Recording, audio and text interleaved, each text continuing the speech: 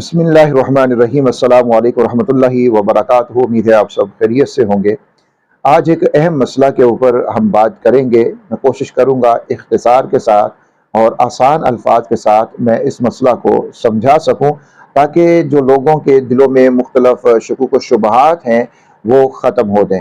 چند ایک ویڈیوز میری نظر سے گزری کہ جو اس مسئلہ کو لے کر مختلف حضرات نے اس کے اوپر رائے قائم کی، اور انہوں نے یہ تاثر دینے کی کوشش کی کہ یہ مسئلہ چونکہ اس طرح سے امام اعظم امام ابو حنیفہ رحمۃ اللہ علیہ کے نزدیک ہے، تو گویا کہ یہ مسئلہ ہی قرآن و سنت کے خلاف ہے، قرآن و حدیث کے خلاف یہ مسئلہ ہے، اور فقہ حنفی جو ہے وہ اس مسئلہ کے اندر قرآن کے ساتھ یا حدیث کے ساتھ وہ متصادم ہے۔ آج اسی کے اوپر ہم بات کریں گے، کیا واقعتاً امام اعظم ابو حنیفہ رحمۃ اللہ علیہ کا یہ مسئلہ قرآن اور حدیث کے خلاف ہے، یا حقیقتاً یہ بالکل اس کے عین مطابق ہے۔ وہ مسئلہ یہ ہے کہ حج تمتع اور حج قران کرنے والے، ان کے اوپر قربانی ہوتی ہے حج کی، تو انہوں نے وہاں پر قربانی کرنی ہوتی ہے 10 ذی الحج کو، جب عازمین حج جو ہیں وہ مزدلفہ سے منی میں واپس آتے ہیں، تو یہاں پر آ کر انہوں نے بنیادی طور کے اوپر 3 کام اس دن کرنے ہوتے ہیں۔ سب سے پہلا کام انہوں نے یہ کرنا ہوتا ہے کہ بڑا شیطان جمرہ عقبہ جو ہے اس کی انہوں نے رمی کرنی ہوتی ہے۔ دوسرا کام انہوں نے یہ کرنا ہوتا ہے کہ اپنی قربانی کروانی ہوتی ہے۔ تیسرا کام انہوں نے یہ کرنا ہوتا ہے کہ قربانی کے بعد انہوں نے اپنا حلق یا قصر کروانا ہوتا ہے۔ یہ 3 کام ہیں۔ اب احناف کے نزدیک اس میں مسئلہ یہ ہے کہ احناف فرماتے ہیں امام اعظم ابو حنیفہ رحمۃ اللہ علیہ کہ یہ تینوں کام اسی ترتیب کے ساتھ کرنا یہ واجب ہے۔ اگر کوئی شخص ترتیب کو قائم جان بوجھ کے نہیں رکھے گا تو اس کے اوپر ایک دم لازم آ جائے گا۔ اور 3 کاموں کی ترتیب کیا ہے؟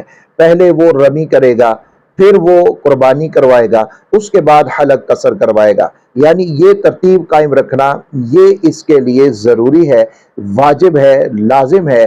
اگر یہ نہیں کرے گا، پہلے اس نے رمی تو کر لی، پھر اس نے حلق قصر کروا لیا، اس کے بعد قربانی کرواتا ہے، جان بوجھ کے کرواتا ہے، تو امام صاحب فرماتے ہیں کہ اب اس کے اوپر دم لازم آ جائے گا۔ اس نے اس ترتیب کو فالو نہیں کیا، اس ترتیب کا خیال اس نے نہیں رکھا۔ شیخ الاسلام حضرت مولانا مفتی تقی عثمانی حافظہ اللہ تعالی، ان سے سوال یہ پوچھا گیا، سعودی گورنمنٹ کی طرف سے جو حج پالیسی کے اندر یہ جو چیز طے ہوئی ہے کہ کوئی بھی پرائیویٹ قربانی نہیں ہو سکتی، اب ساری قربانیاں سعودی گورنمنٹ کی طرف سے ہوں گی، اور اس کا کوئی پتہ بھی نہیں چلے گا ابھی کب ہوئی ہے کب نہیں ہوئی، تو اس صورتحال میں کیا اس ترتیب کو ہم قائم رکھ سکتے ہیں یا نہیں رکھ سکتے؟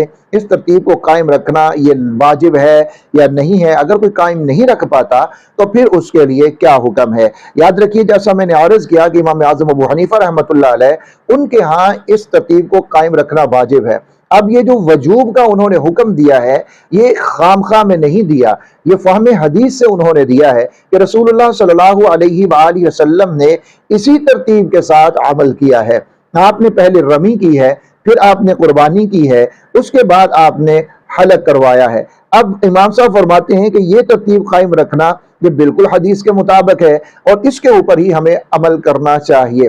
لیکن جو حضرات یہ کہتے ہیں کہ نہیں، اس ترتیب کو قائم رکھنا یہ واجب نہیں ہے، وہ کہتے ہیں کہ صحابہ اکرام نے مختلف سوالات وہاں پر کیے۔ کسی نے کہا میں نے قصر پہلے کیا، قربانی میں نے بعد میں کی، کسی نے کوئی سوال کر لیا، تو آپ صلی اللہ علیہ وآلہ وسلم نے اس کو فرمایا کہ تیرا حج ہو گیا ہے۔ تو یاد رکھیے، احناف یا امام اعظم ابو حنیفہ رحمۃ اللہ علیہ وہ اس حدیث کا انکار نہیں کرتے، وہ بھی اسی حدیث کے اوپر ہی عمل کرتے ہیں۔ آپ صلی اللہ علیہ وآلہ وسلم نے جو فرمایا کہ بھی تیرا حج ہو گیا ہے، کیوں؟ اس نے سوال کیا، اس کو علم نہیں تھا، اس کو پتہ نہیں تھا کہ میں نے یہی ترتیب قائم رکھنی ہے، اسی لیے آپ نے اس کی لا علمی کی بنیاد کے اوپر فرمایا کہ بھئی تیرا حج ہو گیا ہے۔ صحابی تو کبھی ایسا کرتے ہی نہیں کہ آپ صلی اللہ علیہ وسلم کے عمل کا انہیں بالکل پتہ ہو، واضح طور کے اوپر پتہ ہو، اور وہ اس کے خلاف چلے جائیں، ایسا تو ہوتا نہیں تھا۔ جب کسی سے یہ غلطی ہو گئی تو اس نے آ کر سوال کیا کہ مجھ سے یہ غلطی ہوئی ہے، تو آپ نے فرمایا کہ تیرا حج ہو گیا ہے۔ یہاں پر سوال یہ ہے کہ آپ صلی اللہ علیہ وآلہ وسلم نے کیا یہ فرمایا کہ بھئی تم ترتیب جیسی مرضی رکھو، بس ان اعمال کو پورا کر دو گے تو تمہارا حج ہو جائے گا۔ آپ صلی اللہ علیہ وسلم کی سنت مطہرہ کیا ہے کہ آپ نے اسی ترتیب کو قائم رکھا ہے، اور یہی امام اعظم ابو حنیفہ رحمۃ اللہ علیہ کا مسلک بھی ہے، ان کا مشرب بھی ہے۔ امام اعظم ابو حنیفہ رحمۃ اللہ علیہ بالکل حدیث کے خلاف نہیں گئے۔ اب مفتی تقی عثمانی صاحب نے جو فتویٰ دیا اس کے اوپر وہ حضرات یہ بات کرتے ہیں کہ دیکھیں یہاں پر مفتی صاحب نے بھی امام اعظم امام ابو حنیفہ رحمۃ اللہ علیہ کے جو شاگرد ہیں، امام ابو یوسف رحمۃ اللہ علیہ، امام محمد رحمۃ اللہ علیہ، تو ان کا حوالہ دے کر یہاں پر بات کی ہے مفتی تقی عثمانی صاحب نے، تو اس سے مراد یہ ہے کہ امام صاحب کے شاگرد ہی امام صاحب کے خلاف ہیں۔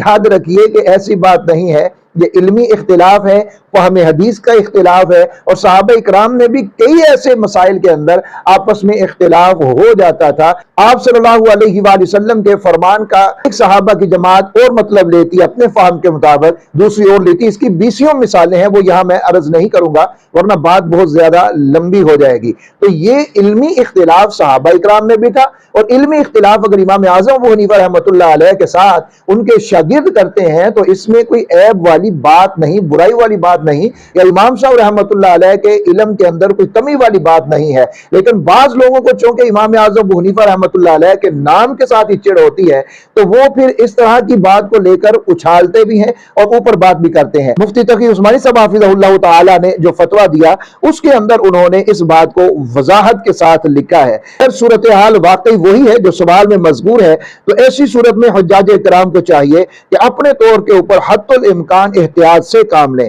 مثلا اگر سعودی حکومت یا حجاج کرام کی قربانی پر مامور ادارے کی طرف سے قربانی کا کوئی وقت متعین کیا گیا ہو تو حج تمتع، حج قران کرنے والے حجاج کرام اس بتائے ہوئے وقت سے پہلے حلق یا قصر نہ کریں۔ یعنی اگر ان کو وقت دیا گیا ہے کہ آپ 10 ذی الحج کو آپ کی قربانی 12 بجے 2 بجے ہو جائے گی تو وہ اس وقت کا انتظار کریں، اور اس کے بعد وہ حلق کروائیں، اس کے بعد وہ قصر کروائیں۔ اس سے پہلے وہ حلق اور قصر نہ کروائیں، بلکہ اس میں تاخیر جتنی ممکن ہو سکے وہ تاخیر بھی کر لے، تاکہ غالب گمان ہو جائے کہ قربانی ہو چکی ہوگی۔ لیکن اگر اس کی بھی کوئی صورت نہ ہو تو تمام تر کوشش کے باوجود اگر رمی، ذبح اور حلق، یہ جو ایک ترتیب ہے سنت کے مطابق، یہ ترتیب اگر قائم نہ رہ سکے، اس کا قائم رکھنا ممکن نہ رہے، تو ضرورت شدیدہ مجبوری کی حالت میں حجاج کرام کو ضرر اور حرج سے بچانے کے لیے حضرات صاحبین رحمہ اللہ ان کے قول کے مطابق عمل کرنے کی گنجائش معلوم ہوتی ہے،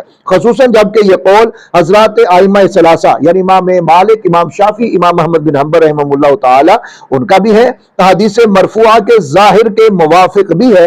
اس صورت میں ترتیب قائم نہ رہنے کی وجہ سے دم بھی واجب نہ ہوگا۔ تو حضرت مفتی تقی عثمانی صاحب نے یہاں مکمل وضاحت کر دی ہے، اور وہ لوگ جو خام خواہ میں یہاں پر لوگوں کے ذہنوں کے اندر ایک فتنہ پھیلانا چاہتے ہیں کہ امام صاحب رحمۃ اللہ علیہ کا جو مسلک ہے وہ حدیث کے خلاف ہے، جن فقہاء نے اس کا ظاہری مطلب لیا انہوں نے یہی عمل کیا کہ یہ ترتیب رکھنا یہ واجب نہیں ہے، ہاں سنت ہے۔ لیکن دوسری بات اگر آپ اس میں دیکھ لیتے ہیں کہ حج ہے یہ اللہ رب العزت کا حکم ہے، اور اس کو کرنا تو ہم نے اسی طریقے سے ہے جو رسول اللہ صلی اللہ علیہ وآلہ وسلم کا مبارک طریقہ ہے۔ آپ صلی اللہ علیہ وآلہ وسلم کی سنت کے مطابق حج مبرور کیا ہے؟ آپ صلی اللہ علیہ وسلم کی سنتوں کے مطابق حج کیا جائے، تمام تر چیزوں کا خیال رکھتے ہوئے حج کیا جائے، گناہوں سے بچا جائے، نافرمانی معصیت سے بچا جائے، کسی کو تکلیف دینے سے بچا جائے۔ انسان جب آپ صلی اللہ علیہ وسلم کی سنتوں کو ہی چھوڑ کر چلا جائے، کوئی بات نہیں یہ سنت ہی تو ہے، اس کو میں چھوڑ دیتا ہوں، تو ظاہر ہے پھر اس کے اوپر وہ اجر نہیں ہوتا۔ تو یہاں احناف کا مسلک، احناف کا مذہب نہ تو قرآن کے خلاف، نہ سنت کے خلاف، اور نہ ہی یہ رسول اللہ صلی اللہ علیہ وسلم کے کسی عمل کے خلاف ہے، یہ بالکل صحیح اور درست مسلک یہی ہے۔ البتہ مجبوری کے تحت اگر کوئی ایسا مسئلہ ہو جائے کہ جس میں قربانی کے وقت کا معلوم ہی نہ ہو سکے کہ بھئی 10 کو ہوگی، 11 کو ہوگی، 12 کو ہوگی، تو پھر مجبوری کے تحت اگر کوئی اس کو چھوڑ دے گا اور صاحبین کے مسلک کے اوپر عمل کر لے گا، ان کے فتوے کے اوپر عمل کر لے گا، تو وہ عند اللہ گناہگار نہیں ہوگا، اس کے اوپر دم نہیں آئے گا۔ اللہ رب العزت مجھے اور آپ کو، ہم سب کو عمل کرنے کی توفیق عطا فرمائے، آمین یا رب العالمین۔